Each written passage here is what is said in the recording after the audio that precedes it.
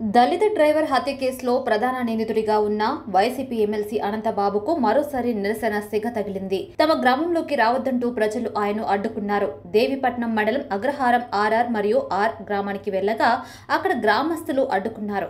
ఈ సందర్భంగా స్థానికులకు అనంతబాబు వెంట వచ్చిన వైసీపీ కార్యకర్తలకు మధ్య ఘర్షణ నెలకొంది. 5 ఏళ్ల పాలనలో వైసీపీ ప్రభుత్వం తమకు ఎటువంటి సహాయం చేయలేదని, తమకు అన్యాయం చేసిందని, తాము అన్ని నష్టపోతున్నా పట్టించుకోలేదని వాపోయారు. తమకు ప్రభుత్వం అన్ని విధాల అండగా నిలవలేదంటూ అనంతబాబుతో వాగ్వాదానికి దిగారు. ఎన్నికల సమయంలోనే మేము గుర్తొచ్చామని గ్రామస్తులు నిలదీశారు. తక్షణమే అనంతబాబు గ్రామం విడిచి వెళ్లిపోవాలంటూ పట్టుబట్టారు గ్రామస్తులు. ఇచ్చిన హామీలను నెరవేర్చకుండా ఇప్పుడు సిగ్గు లేకుండా వచ్చి ఓట్లు ఎలా అడుగుతున్నామంటూ అనంతబాబును గ్రామస్తులు నిలదీశారు.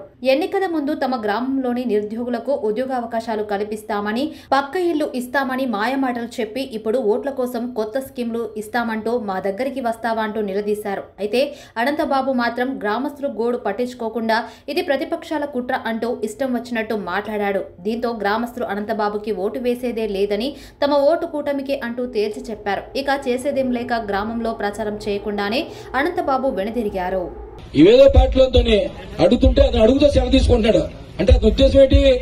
అడుగుదామని కాదు, అతను అడుగుతుంటే మన మీద ఏదో గొడవ చేస్తాడు, అతను సెలవు కావాలి అంటే. బాబు మాట్లాడకండి, నువ్వు మాట్లాడక ఇంకా వదిలే, ఇంకా వదిలేదు బాబు, వదిలే బాబు నీ మాట విన్నా, ఇంకా నీ మాట విన్న వదిలే విన్నాం. అలాగా ఈవేళ వైఎస్ఆర్ కాంగ్రెస్ పార్టీ అధికారంలోకి వచ్చిన తర్వాత ఎన్నో సంక్షేమ పథకాలు అమలు చేశారు. ఏ ప్రభుత్వం చేయలేదు. ఎవరెవరో తెలుగుదేశం పార్టీ వాళ్ళు వచ్చి ఇక్కడ ఇటువంటి మాడితే అసలు ఒప్పుకోం.